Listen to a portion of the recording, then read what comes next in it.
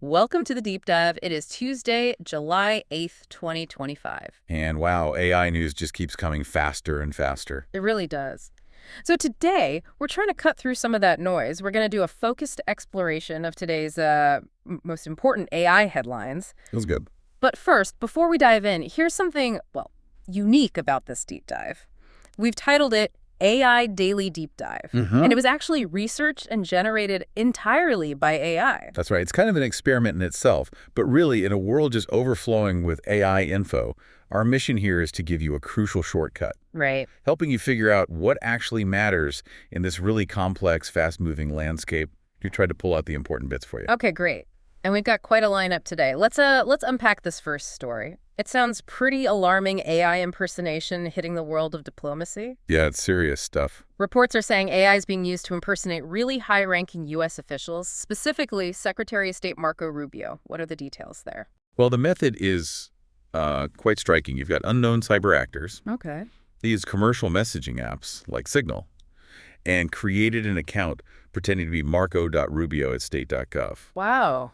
And then they used AI-generated voice and text messages, too, to target really high-level people. Like who? We're talking at least 5 individuals, including 3 foreign ministers, a U.S. governor, and even a member of Congress. And the aim. Seems pretty clear. Yeah. Extract sensitive information or, get unauthorized access somehow. Is this completely new? Not entirely. It sort of echoes recent FBI investigations. Remember the impersonation of President Trump's chief of staff, Susie Wiles? I do, yeah. And there was another campaign mentioned, too, apparently linked to Russia, using spear phishing, fake State Department identities, trying to get into the Gmail accounts of think tank analysts and journalists. So looking at the bigger picture, what does this really tell us? What's the main takeaway?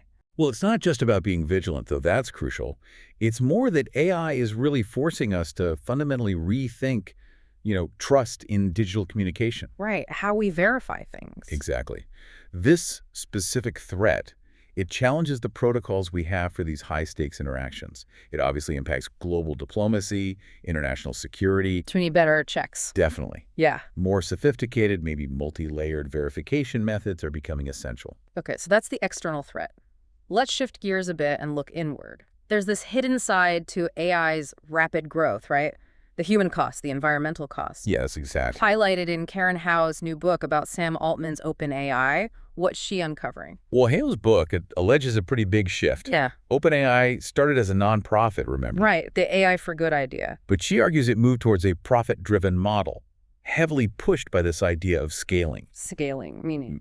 Basically, the belief that just throwing massive amounts of computing power at AI models will solve everything. But this has led to, well, exploitation. Think about digital labor. Click workers, often in places like Venezuela, paid incredibly low wages for things like data annotation, which is crucial for training AI. And maybe even more disturbing, you have content moderators, like Mofat Okinye in Kenya. These people suffer severe psychological trauma from filtering out all the horrible, disturbing content needed to make these systems safe. That's a heavy cost. And what about the environmental side? You mentioned that too. Oh, it's huge. Generative AI, these massive models, they guzzle water and electricity for the data centers. Like how much? Well, there's an example of Microsoft's data centers in Iowa using enormous amounts of water during a drought. It's pretty stark. It really brings up the sustainability question, doesn't it? Are there any alternatives being explored? Interestingly, yes. There's China's DeepSeek AI model. Reports say it uses something like 90% less energy. 90%, wow. Yeah, and costs way less to train. But it still apparently outperformed ChatGPT on some metrics. So that challenges the whole scaling is the only way idea. Exactly. It directly challenges OpenAI's current approach. It's a reminder that, behind all the amazing AI capabilities, there's this profound, often hidden human and environmental price tag. Okay, let's move to our third story. There's this claim going around that Russia is grooming Western large language models, LLMs. I saw that. Feeding them disinformation from pro-Kremlin sources like Pravda. A NewsGuard report apparently claimed like 33% repetition. Is this something we need to be really worried about? Well, maybe not so fast.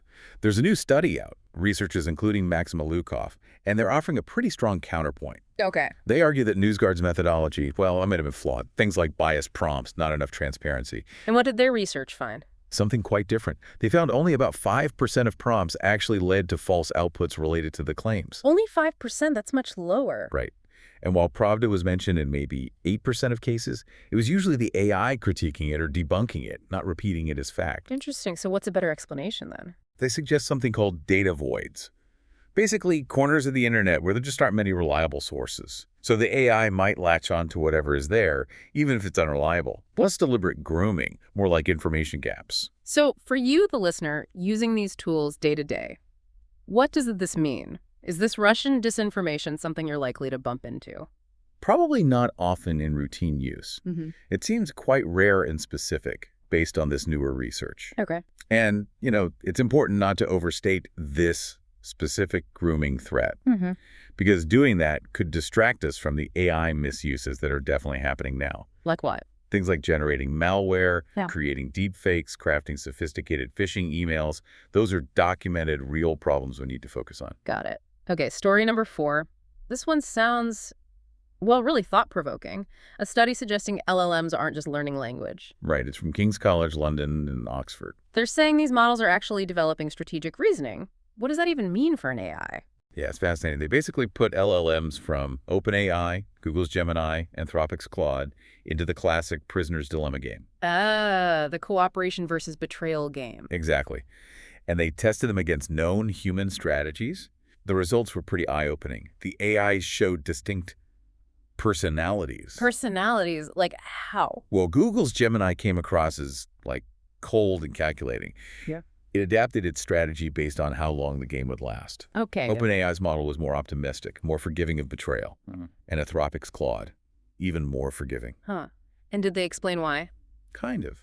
The researchers looked at the text the LLMs generated to rationalize their decisions. And it wasn't just random words, it gave insights into their reasoning. Like, was Google being pragmatic based on cost-benefit, or was OpenAI's forgiveness part of a longer-term strategy?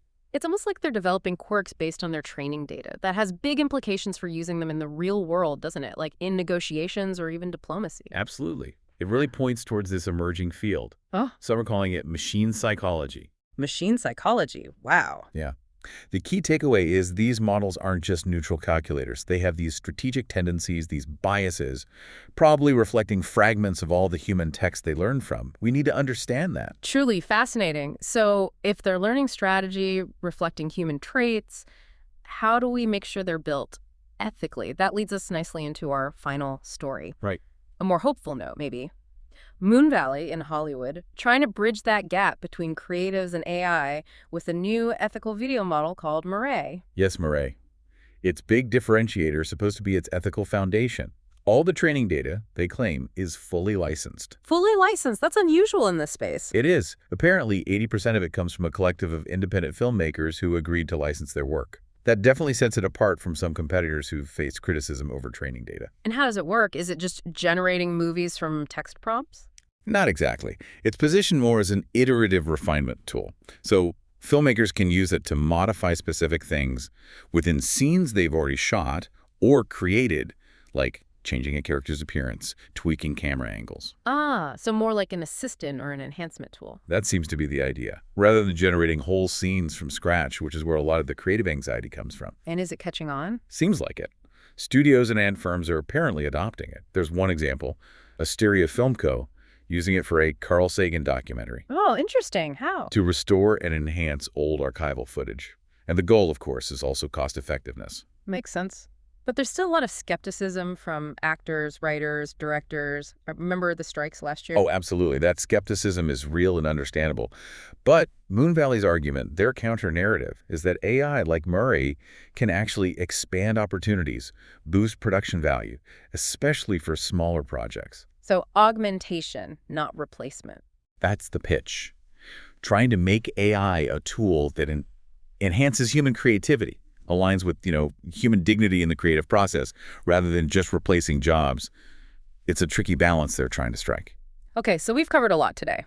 From the really unsettling stuff like AI impersonating diplomats. Yeah, that was to the hidden costs, the debate over disinformation, the strange emergence of machine strategy, and finally, these attempts at more ethical, creative AI in Hollywood.